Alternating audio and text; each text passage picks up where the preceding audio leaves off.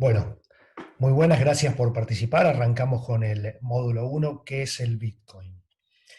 Antes que nada vamos a hablar del Bitcoin en particular porque es la moneda con más capitalización de mercado en este momento, fue la primera, la que revolucionó todo. Vamos a dar un pantallazo de alguna otra criptomoneda, pero en principio quiero dejar un concepto para que quede bien claro y por qué a mí particularmente me sirve todo esto, me interesó mucho este tema de las criptomonedas.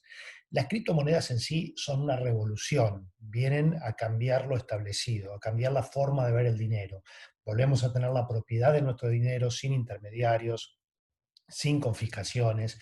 Bueno, eso es lo más importante. Detrás de cada proyecto de una criptomoneda hay una revolución en la forma de ver el dinero, en la forma de interactuar que tenemos nosotros con el dinero, más allá de que es un refugio de valor, de que nos da la capacidad de generar un retorno nunca antes visto con ninguna inversión. Pero quiero que quede claro eso. Básicamente es un cambio de paradigma, una forma nueva de ver el dinero, una revolución. Entonces arrancamos. Tenemos el 1 de noviembre del 2008 aparece el primer white paper, un documento, un memo, que es presentado a una cadena de criptográfica, un foro, digamos, por un tal Satoshi Nakamoto. ¿Quién es Satoshi Nakamoto? No se sabe a ciencia cierta todavía quién es, si es un seudónimo, si es una persona real, si es un grupo de trabajo, si es una empresa. Realmente no se sabe todavía quién es Satoshi Nakamoto. La realidad es que presenta este white paper, este memo, en donde dice, donde propone la creación del dinero digital, del Bitcoin.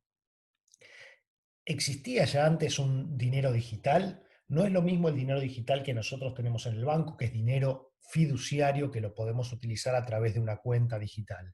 Pero ¿existía ya anteriormente el dinero digital? Sí, existían algunas monedas digitales, pero tenían un problema, que era el doble gasto. ¿Qué significa esto? Cuando yo tengo un billete de 100 pesos y voy a la verdulería, por ejemplo, le doy el billete de 100 pesos al verdulero, me da mi bolsa de naranjas, yo me voy con mi bolsa de naranjas, ya no tengo más ese billete de 100 pesos y ahora lo tiene el verdulero. Entonces yo no puedo volver a gastar ese billete de 100 pesos, no puedo hacer un doble gasto. Bueno, en esto existía un conflicto con las monedas digitales, porque los archivos digitales, como sabemos, si yo tengo un PDF, un archivo de música, cualquier archivo que quiera compartir, yo lo comparto con otra persona y yo me quedo con una copia. Y a la vez esa persona puede reenviar, compartir nuevamente esa, ese archivo, lo que genera que varias personas tengan el mismo archivo, en el caso de las monedas, que varias veces se pueda volver a gastar esa moneda. Entonces, Satoshi Nakamoto en el 2008, a fines del 2008, presenta este white paper en donde dice que él tiene la solución para el doble gasto, que es una nueva forma de ver el dinero que va a ser entre pares, de persona a persona, sin intermediarios, a través de una red que se va a llamar blockchain. Esta es una gran revolución de lo que es el eh, Bitcoin en sí, la blockchain que funciona detrás, que ahora lo vamos a ver en un ratito. Entonces él dice, tengo solucionado el tema del doble gasto, va a ser basado en una blockchain y va a ser como un cash digital. ¿Cuáles son las propiedades del cash?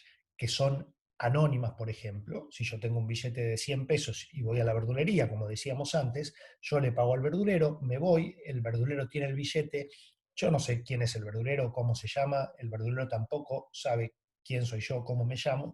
Entonces, hay un cierto anonimato que permite el cash, que no lo permite el dinero fiduciario digital. Si yo hago una transacción con home banking, estoy utilizando un intermediario, en este caso el banco, una entidad financiera, que lo que hace es corroborar todos mis datos, ellos están en posesión de todos mis datos y también tienen todos los datos de la persona a la que yo le voy a transferir. Esto obviamente genera una comisión por sus servicios, pero no es del todo anónimo, está todo registrado. Entonces, el 2009, el 2008, primer hito importante es el nacimiento de Bitcoin. Se presenta en sociedad Bitcoin, en una sociedad muy reducida, que era la de los programadores, la de la gente que estaba metida muy en el ambiente. En el 2009, a principios del 2009, durante el 2009, comienza a desarrollar, se presenta el primer software de Bitcoin y se empieza a desarrollar, se empiezan a minar los primeros Bitcoins, a crear los primeros Bitcoins. Ahora vamos a ver después cómo es que se crean los nuevos Bitcoin, pero se empiezan a crear. Dicen que Satoshi Nakamoto o el grupo de gente empezó a minar los primeros Bitcoins. ¿Y qué tenemos acá? Pasa el 2009, todo en etapa de desarrollo. El 22 de mayo del 2010, un día icónico, si se quiere, para Bitcoin, es el día en que Laszlo Heinek, acá lo tenemos, es un programador de la Florida, él ayudó a desarrollar un poco lo que era el código de Bitcoin, hizo sus aportes, es un código abierto, o sea que cada uno puede aportar y hacer diferentes cosas.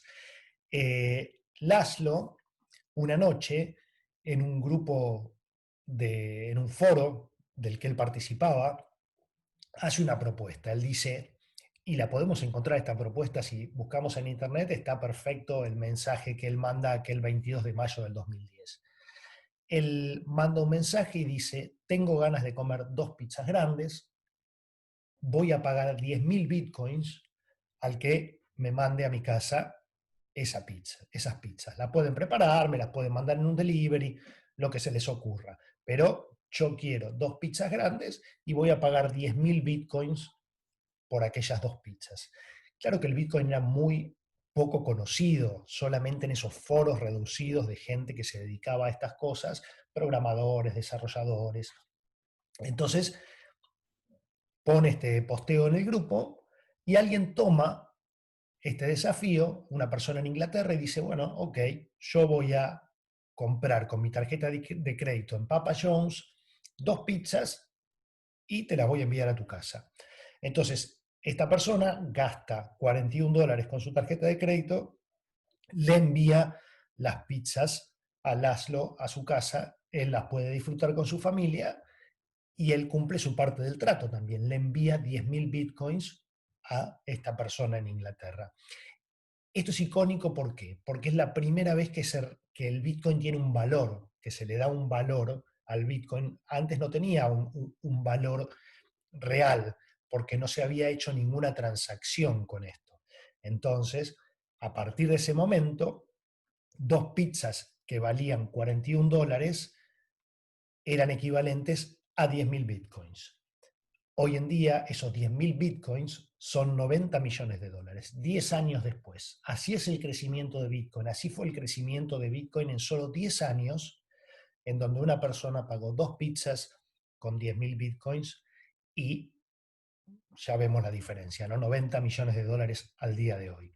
Pero bueno, Laszlo en este caso demostró algo muy importante, que el Bitcoin tenía muchísimo potencial, que él podía hacer transacciones y podía cambiarlos por un bien. Esto es algo fundamental que marcó un hito y el 22 de mayo, cada 22 de mayo en la comunidad cripto o los más fanáticos del Bitcoin, celebran o conmemoran lo que se llama el Pizza Day por Laszlo y su transacción con los Bitcoins. Vamos a ver un poco ahora el dinero fiat o dinero fiduciario y dinero cripto. ¿Cuáles son sus características y sus diferencias? Nosotros tenemos que en los comienzos, en la antigüedad, las transacciones se hacían basadas en el trueque, ¿no? Yo te doy un chancho, vos me das 3 gallinas. Esa era la forma de comercializar las cosas. Hasta que en algún momento llega el dinero fiduciario, que era dinero que los gobiernos, los gobernantes emitían basados en monedas de algún valor específico, monedas de oro, monedas de plata, de cobre, de bronce, lo que sea, en donde le ponían un sello del en general con la cara del gobernante, ¿no? Como los antiguos griegos, los romanos, con la cara del gobernante de ese momento, y esa moneda era el valor de intercambio, era una reserva de valor y era un medio de cambio. Ya de a poco íbamos dejando atrás el trueque y teníamos ese intercambio que era una moneda, dinero, dinero fiduciario. ¿Qué pasaba con ese dinero? ¿O qué pasa con ese dinero? Ese dinero es centralizado. ¿Por qué? Porque solamente lo emite una autoridad, un gobierno, una entidad financiera, un banco, una casa de moneda. Entonces se dice que es centralizado. Ellos solamente pueden emitir ese dinero. Dependen de un estado emisor, dependen del estado o la institución que los emite. Es una reserva de valor, por supuesto. Es inflacionario. El dinero inflacionario es lo siguiente. Nosotros tuvimos siempre desde aquel momento, las monedas tenían un valor intrínseco, que era, si era una moneda de oro, valía X, porque justamente era de oro, que seguramente valía más que la de plata. Pero su valor estaba dado por la composición de la moneda, por el material que estaba hecho la moneda. En cuanto pasan los años, los países van emitiendo sus propios billetes, ya no tanto las monedas con algún metal precioso, sino billetes, trozos de papel, y estaban respaldados por algún metal precioso. En caso de Estados Unidos y de muchísimos países, más de 160 países en el mundo tienen su propia moneda, en general estaban respaldados con unas reservas en oro o en metales preciosos, ¿no? Por ejemplo, en Estados Unidos, cada dólar que se emitía tenía que tener su equivalente en valor a un poquito de oro. Eso sucedió hasta el año 1971, en el año en que Nixon, el presidente Nixon de los Estados Unidos, decide apartarse del patrón de oro. Entonces su dinero ya no iba a estar más respaldado por una reserva de oro. Su dinero iba a ser emitido porque necesitaban mayor cantidad de dinero, iba a ser emitido a antojo del gobierno o a necesidad del gobierno, y ese dinero no iba a estar respaldado justamente por nada. Eso generaba inflación. Cuando nosotros pensamos quizás en Estados Unidos, pensamos el dólar, una moneda fuerte, la moneda global de intercambio comercial, pero Estados Unidos también tiene inflación. Hay países que manejan mejor, peor, pero la inflación siempre existe. Estados Unidos está teniendo un promedio de 2% anual de inflación. ¿Qué quiere decir esto? Básicamente que si yo tengo $10.000 hoy y espero 5 años al 2% anual, en 5 años voy a perder el 10% de mi capacidad de compra. Entonces yo con esos $10.000 que guardé abajo del colchón, esperé 5 años y en 5 años voy a poder comprar por el valor de $9.000. Para todos los que vivimos en Sudamérica, en Argentina en particular, sabemos perfectamente a qué nos referimos con la inflación, ¿no? Con el dinero inflacionario y la pérdida de valor que este tiene. Si solo le damos valor a ese dinero fiduciario, porque tenemos un acuerdo tácito, no escrito con el Estado, en donde el Estado nos dice que un billete vale 100 pesos, $100 o lo que sea, y nosotros asumimos que esto es así y lo utilizamos todo como moneda de intercambio. El último punto es que es confiscable. Y volviendo al tema de la Argentina, los que vivimos la época del 2001, donde hubo una crisis total y un quiebre de los bancos, sabemos perfectamente lo que es que el dinero sea confiscable, que el Estado pueda decidir, ahora me quedo con tu dinero porque a mí no me alcanza, porque hice las cosas mal, porque no salió todo como yo pensaba, entonces te confisco ese dinero, si es divisas mejor, y te lo voy a devolver cuando yo quiera y como yo quiera. Esto trajo muchas crisis alrededor del mundo y es algo peligrosísimo. Por eso digo que con las criptomonedas nosotros estamos viviendo una revolución, porque dentro de lo que vamos a ver no son confiscables.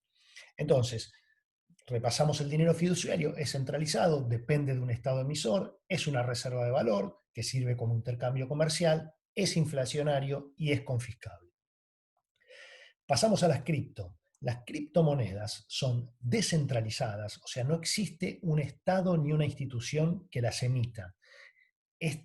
¿Cómo funciona esto? Esto se emite en el caso de Bitcoin, se va emitiendo de a poco, ya vamos a ver cómo es el mecanismo de emisión, pero la cantidad de Bitcoins que se va a emitir es finita, ¿sí? Va a haber solo 21 millones de Bitcoins a lo largo de toda la historia, nadie lo puede alterar, nadie lo puede cambiar. Va a haber 21 millones de bitcoins, hoy hay un poco más de 18 millones en circulación y el último bitcoin se va a terminar de emitir en el año 2140. ¿Esto qué quiere decir? Que es un bien escaso, no va a haber más que 21 millones de bitcoins. Los bitcoins decíamos que no los emite nadie. ¿Cómo es que no los emite nadie? No hay una autoridad centralizada que los emita, un estado emisor. Es un código de software que va emitiendo los bitcoins automáticamente a medida que va pasando el tiempo y está programada esa emisión para ir decayendo a medida que pasa el tiempo hasta llegar al año 2140. Esto funciona de forma autónoma, o sea, no hay nadie que la controle, no hay nadie que la regule, no hay nadie que decida si se emite más, si se emite menos o lo que sea. Son anónimos. ¿Por qué son anónimos? Y acá hay una cosa particular. Si yo hago una transacción en Bitcoin, si yo envío mis Bitcoins a otra persona, la otra persona va a recibir los Bitcoins, yo no los voy a tener más, ya vimos que Satoshi Nakamoto solucionó el tema del doble gasto, esto pasa a través de una blockchain y en la blockchain, que es un libro contable gigante de una red descentralizada de computadoras, voy a tener todas las transacciones guardadas, de la primera hasta la última, que se pueden consultar por Internet. O sea, eso es transparente, pero solamente va a haber una dirección de una billetera de Bitcoin, en este caso mi billetera de Bitcoin, hacia la otra persona, pero nunca un dato personal. No hay un dato personal que se registre en la red, a diferencia de los bancos, ¿no? Si los utilizo como intermediarios, ahí hay un registro completo de mis datos personales, mis datos impositivos y todo lo demás. Decíamos que el flujo es limitado, son deflacionarios, al contrario del dinero fiat o fiduciario, son deflacionarios. Un bien escaso, como lo es el oro. El oro, ¿por qué vale tanto y cada vez vale más? Porque es escaso, porque tiene un límite definito, entonces cada vez cuesta más conseguirlo, entonces el oro mantiene su valor como bien escaso a través de los años. Las criptomonedas son deflacionarias porque son limitadas, su emisión es limitada. Es una reserva de valor, al igual que el dinero fiduciario, es una reserva de valor que al momento es un poco volátil, ¿no? Pero vamos a ver después cómo que desde que se creó Bitcoin hasta el momento, 10 años después, el valor, si bien tuvo mucha volatilidad, la curva siempre es ascendente. No tiene intermediarios, no se utiliza un intermediario que regule, que apruebe o desapruebe con horarios o con regulaciones la transacción que yo estoy dispuesto a hacer. Si yo le mando bitcoins a una persona, ese es entre esa persona y yo. No hay un intermediario que la regula solo la red, la regula. La controla la red para que no haya alguna mala intención, para que no haya fraude, pero cuando la red controla que está todo en orden, que yo tengo los bitcoins que son míos y se los quiero mandar a otra persona, los manda y punto. Y básicamente no es confiscable, no es un bien confiscable. Ningún estado, ninguna institución, nadie puede confiscar mis bitcoins. Eso es fundamental, sobre todo, como les decía antes, para los que vivimos en la Argentina del 2001. Vamos a hablar un poquito de qué es la blockchain. La blockchain, ¿qué es lo que hace funcionar a Bitcoin y a la mayoría de las criptomonedas? Es una red descentralizada, como vemos en el dibujo. Si nosotros tuviésemos que ver una red centralizada, veríamos una computadora en el medio que está conectada con todas las demás y que todas sus transacciones pasan por ese medio. Esta no, es una red de computadoras descentralizada que están conectadas entre sí en todo el mundo, las que llevan todas las transacciones de Bitcoin que se realizan, desde la primera hasta la última. Es un gran libro contable en donde todo está anotado, donde yo puedo ver todas las transacciones que se fueron haciendo en cada uno de los momentos desde sus inicios. La base de datos es compartida porque todos tienen la misma base de datos, almacena todos los bloques de las transacciones, por eso se llama blockchain, es cadena de bloques. ¿Qué pasa? Cuando yo hago una transacción en Bitcoin, esa transacción se va sumando a otras transacciones y se forma un bloque de transacciones. Ese bloque de transacciones va a la red y esa red va a tratar de descifrar ese bloque porque está encriptado, tiene un algoritmo, entonces las computadoras van a competir para resolver ese algoritmo y para validar todas las transacciones que están adentro de ese bloque, validando, recorriendo toda esa blockchain desde la primera transacción hasta la última para verificar que esos bitcoins realmente me pertenezcan y la otra persona a la que le mando tenga una cuenta a donde se las pueda mandar. Revisan toda la cadena de transacciones. Entonces, una vez que está validado ese bloque, que alguien descubre ese algoritmo, valida todas las transacciones, lo expone a la red y en la red confirman que esa validación es correcta. Esta gente o grupo de gente, ya son empresas muy grandes que hace este trabajo, son grandes computadoras, se llaman mineros, la minería en Bitcoin. Eso es la minería en Bitcoin, ya no son más los tipitos con casco y picos ensuciándose las manos, sino que es una red de computadoras muy grandes, muy poderosas, que consumen muchísima energía eléctrica, que validan esos bloques. Consumen mucha energía eléctrica justamente porque esto es prueba y error. Hay que descubrirlo a la fuerza, hay que hacer miles y miles y miles y miles de intentos para descubrir ese algoritmo y para validar esas transacciones. Entonces, una vez que lo descubre, lo propone a la red, como decíamos, la red lo valida, dice, sí, lo que descubriste vos primero es correcto. Entonces, a ese minero que descubrió, esa empresa, esa computadora que descubrió ese algoritmo y que validó ese bloque de transacciones, se le otorga una recompensa en Bitcoin. Esa recompensa es la creación de los nuevos Bitcoins. Así se crean. Y acá hay un punto, un paréntesis. La recompensa a los mineros por validar las transacciones, digamos, todos los mineros compiten cada vez con más poder de procesamiento de datos en sus computadoras por ganar esas recompensas, ¿no? Ganan la recompensa y aparte de la recompensa todos los fees de las transacciones que se fueron haciendo. Cuando arranca Bitcoin, 2009, la recompensa para cada minero por validar ese bloque era de 50 bitcoins. Cada 4 años o cada 210.000 bloques validados se produce lo que se llama halving en Bitcoin, que ahora lo vamos a ver un poquito más adelante. El halving de Bitcoin es la reducción a la mitad de la recompensa a los mineros. ¿Se acuerdan que dijimos que era un dinero deflacionario? Cada vez se van generando menos bitcoins. Entonces, cada 210.000 bloques validados por la red se reduce a la mitad, se produce el halving.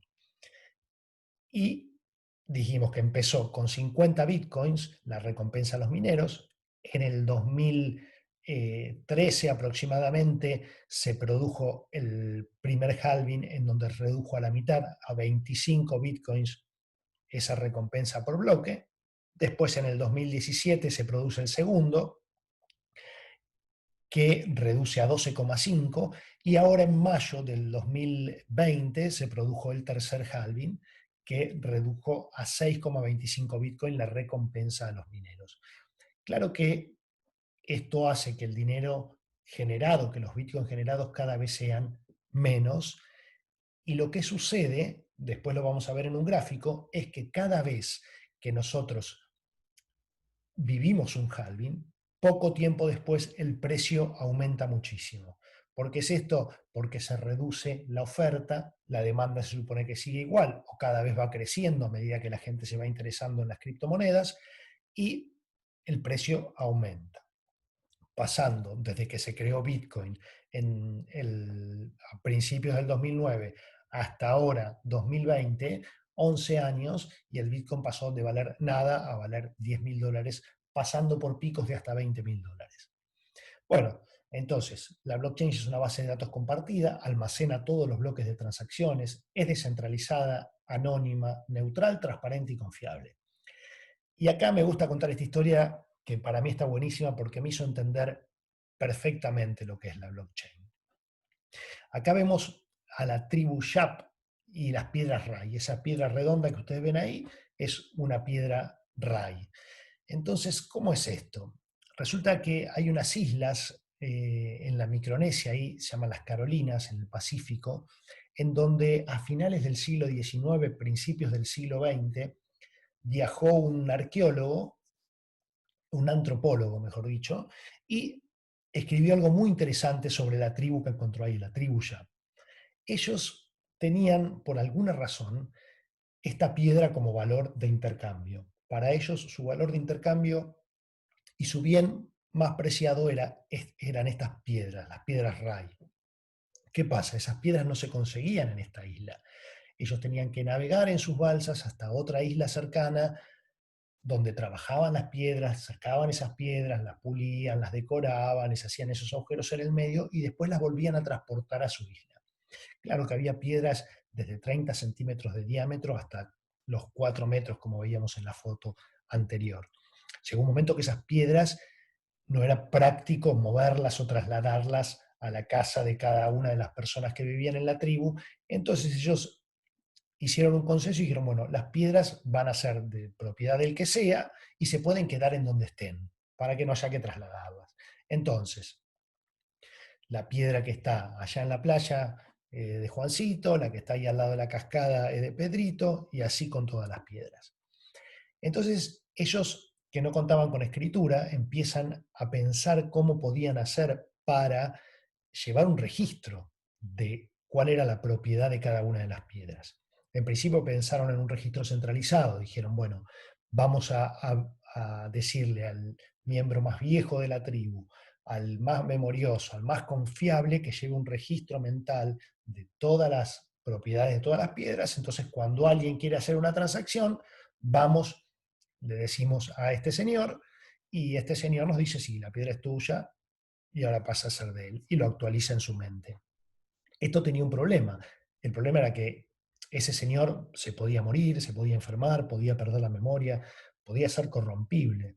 Entonces, ellos decidieron que cada uno de los miembros de la tribu tuviese un registro mental de la propiedad de cada una de las piedras. O sea, cada uno de los miembros tenía que tener en su cabeza un registro de quién era el propietario de cada una de las piedras, un consenso. A partir de ese consenso se arma un registro distribuido. El registro de la propiedad de las piedras está distribuida en todos los miembros de la tribu. Entonces, cuando yo quiero hacer una transacción, voy y propongo ante la tribu. Bueno, yo quiero pagarle con esta piedra a Juancito. Todos los miembros de la tribu revisan su registro mental, dicen, ok, esta piedra es tuya y se la vas a pasar a Juancito. Entonces, se hace la transacción, la aprueban y la piedra ya pasa a ser de Juancito, no es más mía y ellos actualizan su registro mental.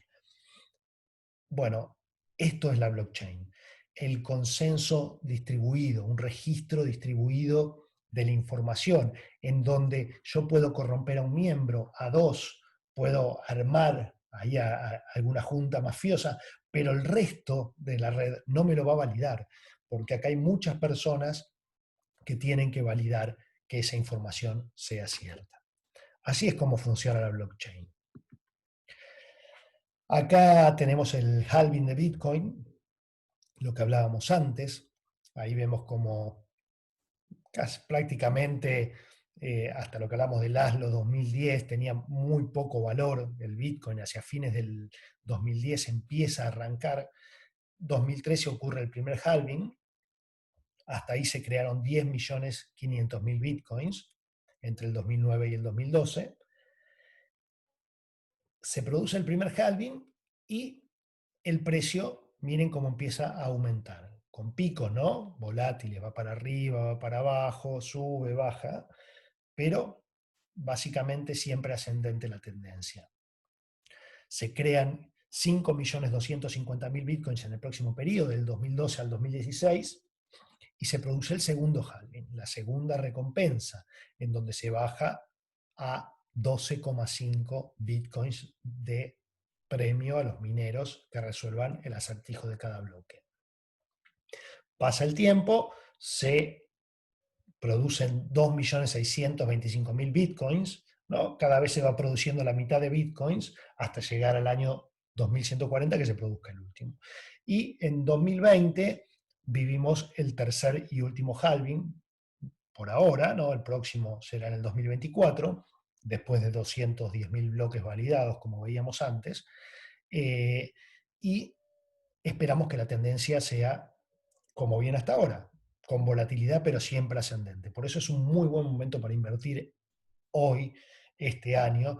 Si bien justamente después del halving no se ve un gran repunte, pasando un año y medio después del halving es cuando se ve el mayor repunte de la valorización de Bitcoin. Bien. Prueba de trabajo y prueba de participación. Proof of work y proof of stake. Bien. ¿Qué es esto? Dijimos que estaban los mineros, que son los que validan cada bloque. En la red de Bitcoin se utiliza lo que es la prueba de trabajo. ¿Qué es el trabajo? ¿Qué es la prueba de trabajo? Es lo que hacen los mineros, las computadoras de los mineros trabajando para validar esos bloques.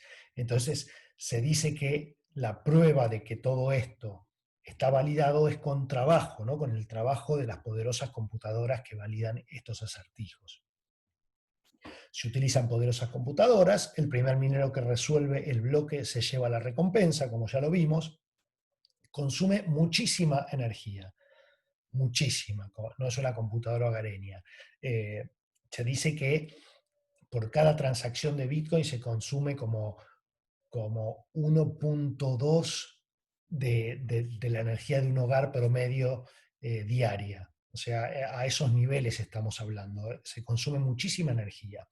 Por eso los grandes pools de minería se encuentran en lugares donde la energía tiende a ser más barata que en otros países, ¿no? Para que el negocio funcione mejor, sea más redituable. Bueno, y es muy difícil de hackear.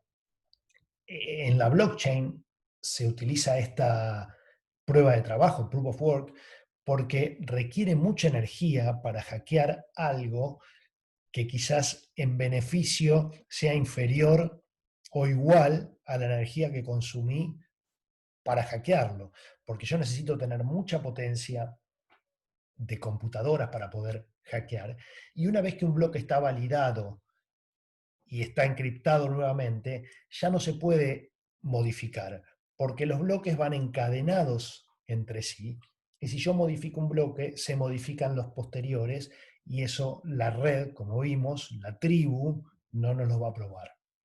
Entonces, es muy difícil, es imposible, no sé si es imposible. La realidad es que desde el 2009 que nace Bitcoin hasta el día de hoy, que pasaron 11 años, no se ha podido hackear la red, la blockchain de Bitcoin. Y no es por falta de interés, es un mercado que mueve 265.000 millones de dólares, o sea, hay un premio muy apetecible para los hackers, pero eso específicamente no se puede hackear. Lo que sí se puede hackear, que después lo vamos a ver, son los exchanges, las casas donde, las plataformas donde yo intercambio mis monedas. Pero eso es otra situación. Después existe el proof of stake, la prueba de participación, que es distinta a la prueba de trabajo. ¿Por qué? Las monedas, dijimos que la prueba de trabajo al realizar cada una de las validaciones, se iban creando las nuevas monedas, los nuevos bitcoins. Bueno, en las redes que utilizan Proof of Stake, las monedas se emiten todas de una al principio. Entonces, los validadores, que en vez de mineros acá llaman validadores o forjadores o panaderos, en algún lugar podemos encontrar, eh, los validadores dejan monedas de esa moneda de la que se trata esta blockchain en garantía. ¿Sí? Entonces, cuanto más monedas tengas vos de la propiedad de esas monedas que querés validar, tengas en tu propiedad, más posibilidades tenés para ser elegido como validador, y el que valida los bloques en Proof of Stake, que es una blockchain, pero nada más que utiliza otra fórmula, cuando vos validas un bloque, no hay recompensa en creación de moneda nueva, porque ya están todas creadas, sino que te ganás la recompensa de todos los fees o las tarifas que la gente pagó por ese bloque de transacciones, por cada una de las transacciones acumuladas en ese bloque. Eh, claro, acá se apela un poco a vos dejás una cantidad de dinero en esa criptomoneda de garantía, entonces si vos lo validas mal o no, o haces alguna tramoya, algo que no está correcto, la misma red te lo va a desaprobar y vos tenés tus monedas en garantía que van a responder por vos en caso de que hagas algo mal. Por eso los validadores de bloques son los que más monedas tienen en garantía. Esta es una, tiene muchos beneficios el Proof of Stake, porque es mucho más eficiente energéticamente. No consume esas grandes cantidades de electricidad como las consume el Proof of Work. Pero bueno, algunos dicen que en algún aspecto es menos segura que el Proof of Work, pero de todas maneras, la segunda moneda más importante en capitalización de mercado, que es Ethereum, ahora están mudándose de Proof of Work a Proof of Stake.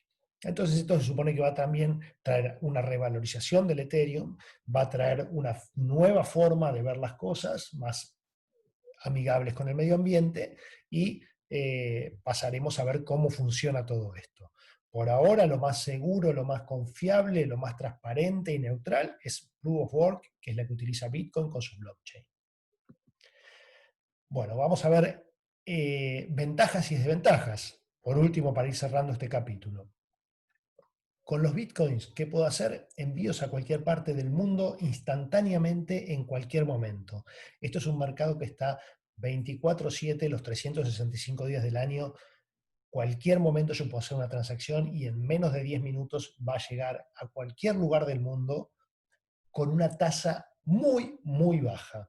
Y acá voy a hacer un paréntesis. Les voy a contar que UNICEF, todos conocemos UNICEF, tiene una rama que se encarga de criptomonedas. En UNICEF colaboran, hacen donaciones, ayudan a diferentes proyectos, diferentes empresas en todo el mundo con dinero para poder afrontar sus gastos, lo que necesiten en sus misiones solidarias, si se quiere, o de ayuda humanitaria. Entonces el otro día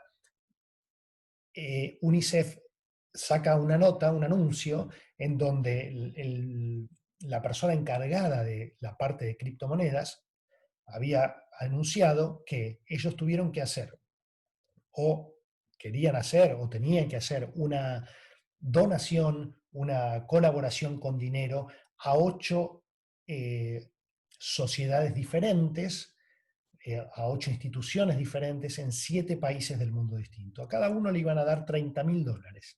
Eran $240.000 que ellos tenían para repartir en 8 instituciones, en 7 países. Bueno, ellos lo que hicieron fue transferirlo en criptomonedas. Entonces, en 20 minutos ellos transfirieron a las 8 organizaciones en 7 países diferentes estas criptomonedas, les llegaron instantáneamente y la comisión fue $20. O sea, le costó transferir estos $240.000 solamente $20 de comisión, que si lo hubiésemos hecho por transferencia bancaria o por PayPal o por lo que sea, estaríamos hablando de más de $20.000 de comisión. O sea, ese es el nivel de tasas. En cualquier momento, en cualquier horario, yo puedo hacer una transferencia a cualquier lugar del mundo a tasa muy baja, anónimo, seguro. Si yo transfiero a Juancito, le llega a Juancito, tenemos una confirmación, se puede verificar en la blockchain que llegó, más allá de que nuestras propias billeteras o nuestras propias exchange donde tengamos las monedas nos van a avisar que llegó, que está en proceso o lo que sea. No tarda más de 10 minutos. Bueno, y es así que es neutral y transparente.